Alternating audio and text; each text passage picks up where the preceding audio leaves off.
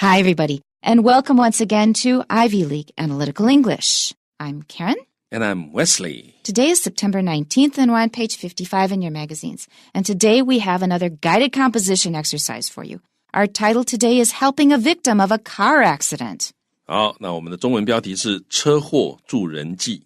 This is not something that we like to think about. 这通常是我们不太想到的事情。 So often when you're driving around in the city or you're driving to a certain place, not just around, you suddenly notice that two lanes are not moving. And you wonder, well, what's wrong? This doesn't usually happen. And what usually has happened?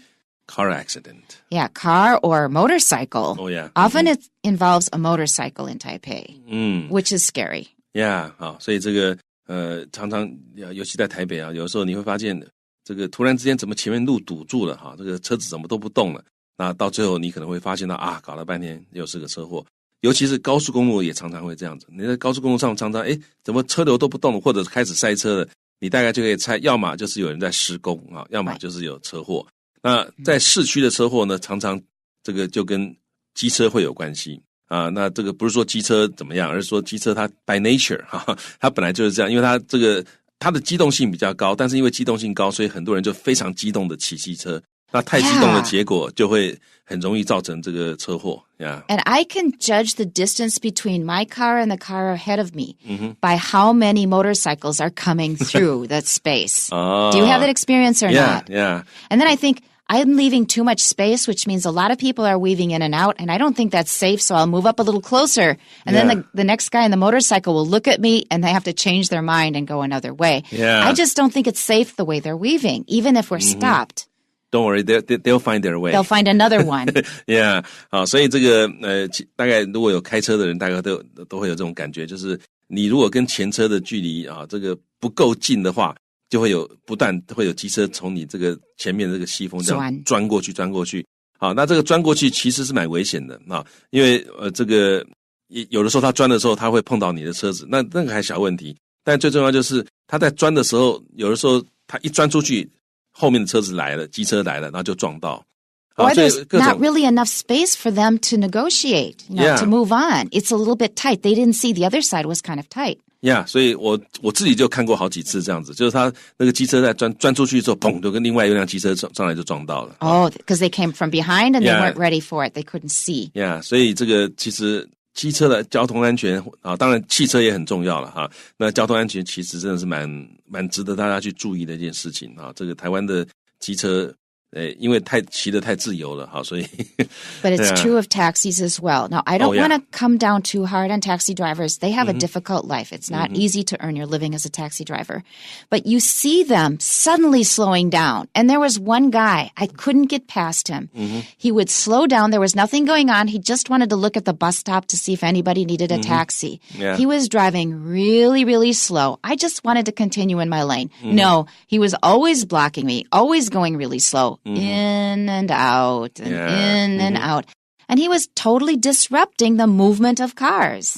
Yeah, 好，所以这个当然我其实不只是计程车啦，有的时候我也看到轿车这样子，他们在找路啊。那计程车他如果说是在这个希望能够招揽到客人呢，他的速度会放得很慢。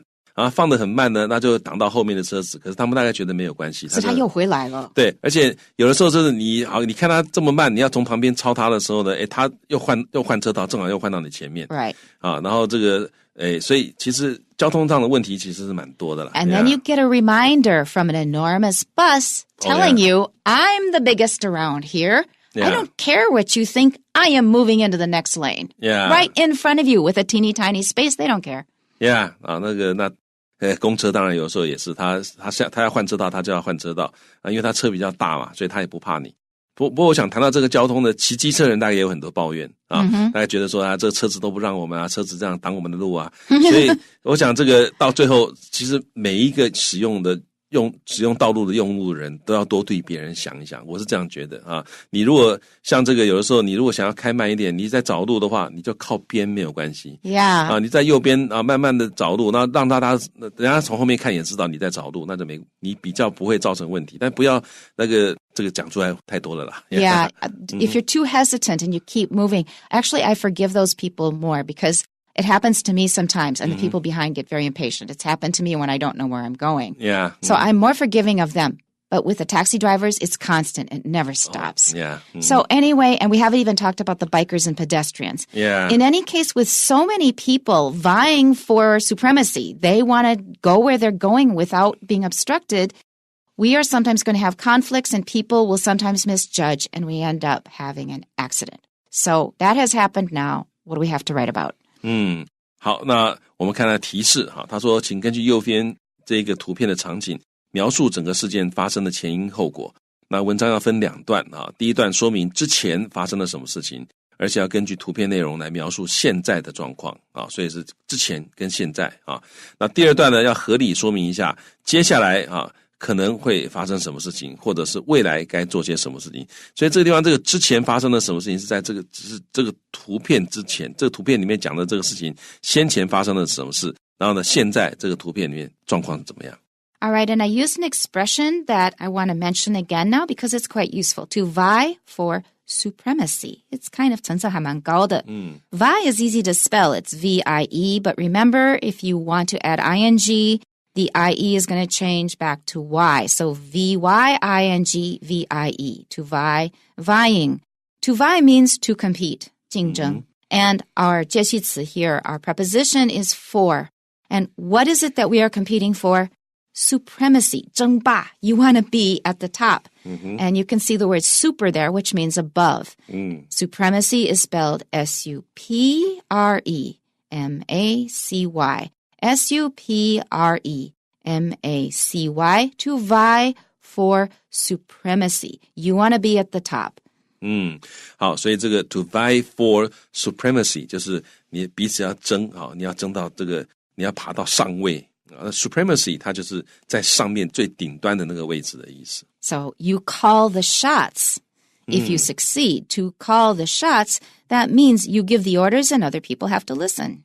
Yeah, call the shots 就是发号施令啊。Exactly. Yeah, 所以那要注意那个 shot 是复数的哈 ，call the shots. Yeah. Okay, let's move on to section 2.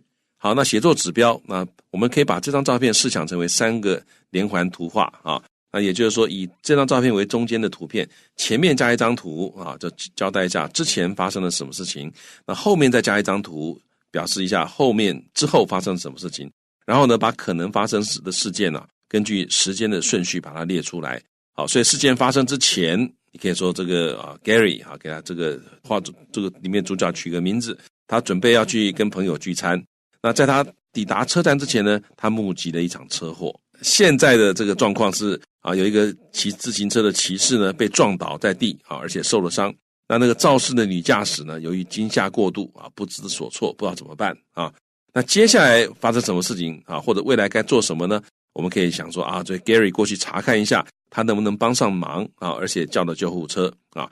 那不久之后呢，救护车把那个伤者送医急救啊。那 Gary 后来得知那位男士啊脱离了险境，他感到非常欣慰。那这里有一点非常重要，就是你要上去帮忙的时候呢，你不要去搬动那个伤者。Absolutely. 呀，这一点很重要啊。那这个几个月前在电视上讲到有一个案子，就是这个不小心有一个小孩子被擦撞啊，那小孩子跌在地上起不来。然后呢，这个肇事的那个车主他没有跑掉，他赶快回去把那小孩抱起来，抱到路边。然后那个时候新闻就一直强调这是错误的啊，因为救护人员说那个小孩如果受到什么伤害，骨折啊或什么的话，你这样去抱他会让他那个伤势加重。Right. 呀，你要等那个专业的救护人员来啊，你赶快叫救护车，然后想办法疏导交通，然后救护车来了。专业的救护人员他们可以判断啊，这个小孩要怎么样去移动，最不会伤到他。That's right. That's very, very important knowledge to have. Yeah. We're going to move to our next section, which is 动动脑。好，那故事的设定，我们看到主题、实地、人物，我们可以怎么设定呢？ For our 主题, helping a victim of a car accident. So here it says 主题, which is a theme or a topic, but it is also our title. And please remember to distinguish between the two. 标题本身 is a title, T-I-T-L-E, and 主题就是主要的内容 that's your theme or your topic. 好，所以作文的题目叫做 title， 那作文的这个主题，它要谈论的主题是 topic， 好，或者是 theme。好，所以这个故事设定我们的这个主题，那在这里正好是也跟这个 title 一样，就是帮助一个车祸受伤的人。Time and place are on a Sunday morning near an MRT station. Wesley says it doesn't look like it's near a station, but it could be a very large street, and it's sort of far away from the curb, so it's possible. Yeah, that's true. Yeah. 所以虽然看起来不像，但是很可能它真的就是车站的某一个角度啊。所以时间是一个礼拜天的早上啊，那这个地点呢是靠近一个捷运站。那这个为什么你说为什么要选礼拜天呢？不一定是礼拜天呢，你要看哪一天都可以，但是就是这个日期要跟你做的事情要一样。你不要说on Monday morning 哈，这个 on his way to school 哈，那就可以。但是你说 on Monday morning 哈 he was going to a meeting 啊，或者a date， 那就很奇怪了。It's possible. It's still, yeah. Yeah, but you should think about it. Wesley's point is make sure that the facts fit together. Yeah. And they don't conflict with each other. We have 3 characters, Gary, a cyclist, and a female motorist. 好，那我们3个人 Gary 还有一个骑脚踏车的人，脚踏车骑士，那还有一个女性的驾驶。好 motorist 它常常就用来指驾驶。And our introductory sentence is on a Sunday morning, Gary was rushing to the MRT to meet his friends at a restaurant. 好，所以引导句呢，就是礼拜天早上 Gary 匆匆忙忙要去这个捷运站啊，去那里跟他朋友碰面啊，因为 at a restaurant 应该是他去坐捷运，去到一个餐厅去跟他朋友碰面。For the development, we're going to have to imagine 2 pictures. The one that illustrates what happened before the picture given in the magazine and the one that illustrates what probably happened after it. So our first imagined picture could be this kind of a situation. Before arriving at the station, he witnessed a car accident.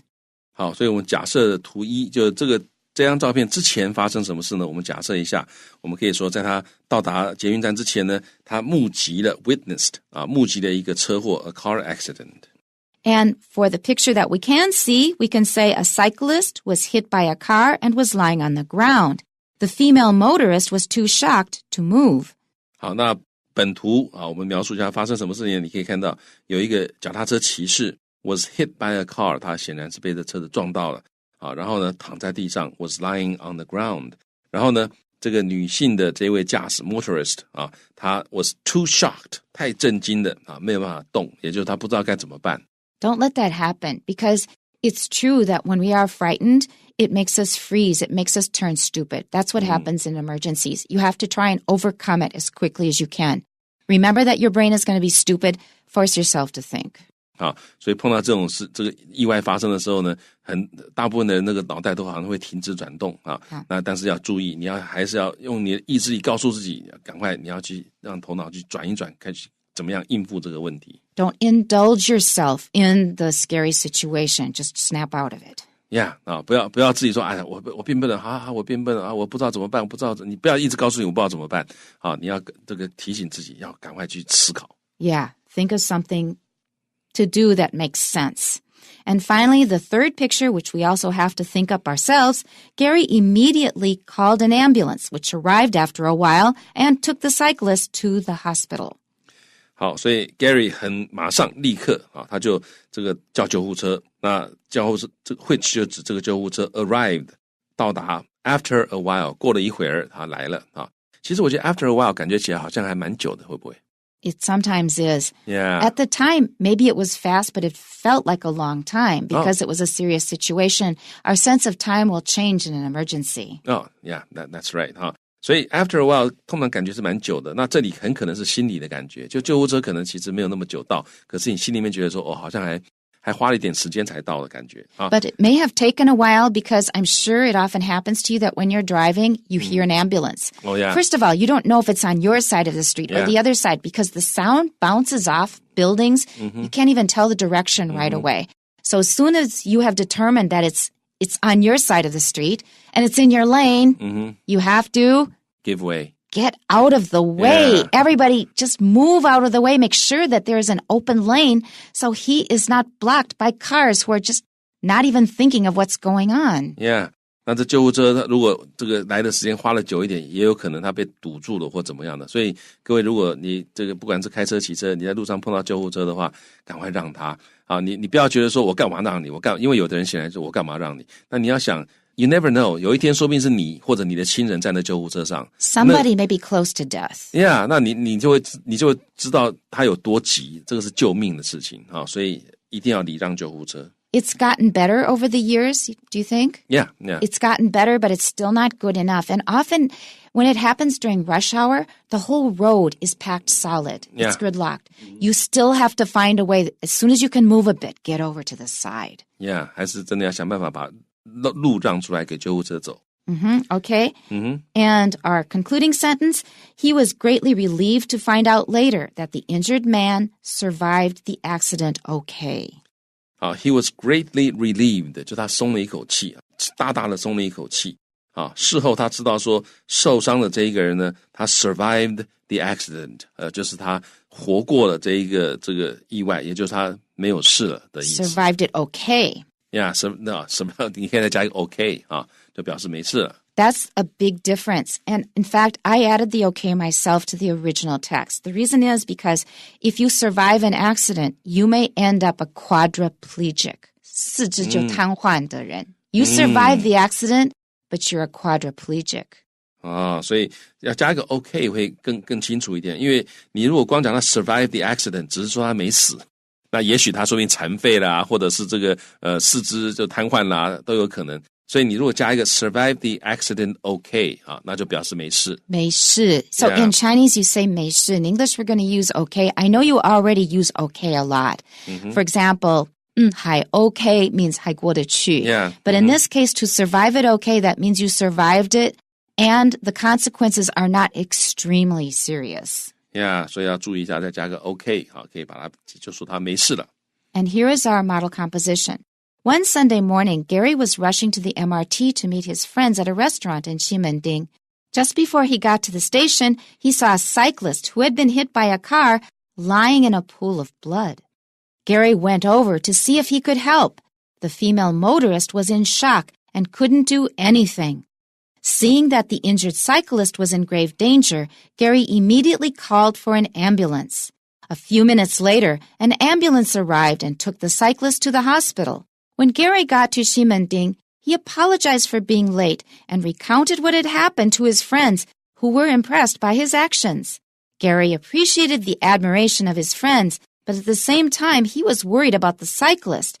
He was greatly relieved when he found out later that the injured man had survived the accident okay. Back to the beginning. One Sunday morning, I thought you were going to take over, but I'll go back.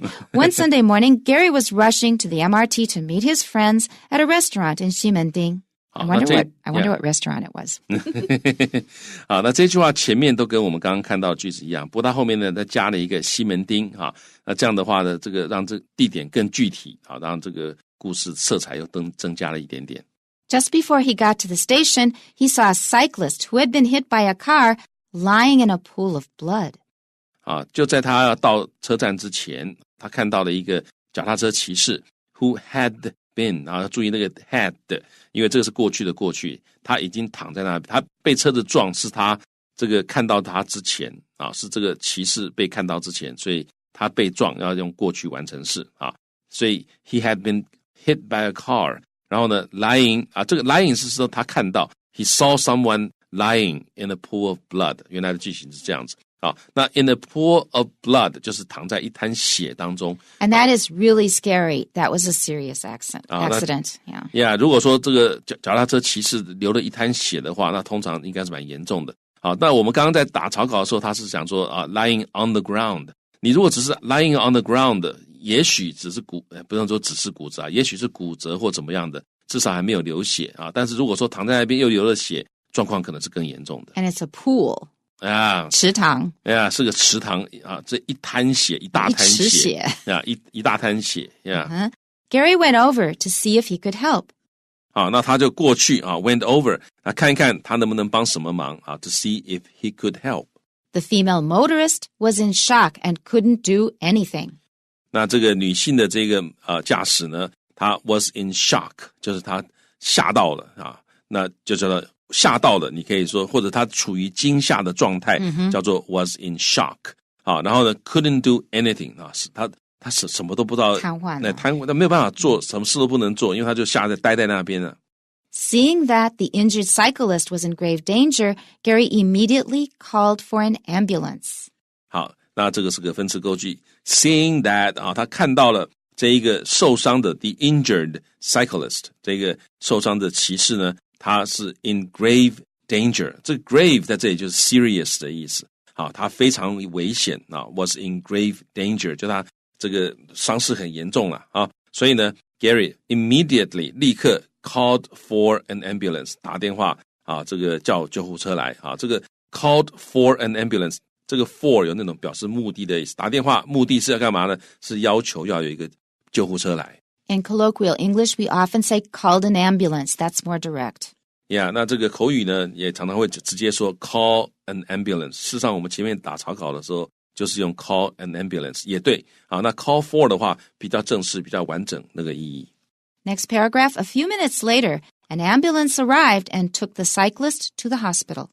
好，我们原来的那个草稿上面讲的是after a while， 过了一会儿，救护车到了。好，那在这里呢，他讲的更具体一点，是 a few minutes later， 几分钟之后，所以救护车来的还算快啊。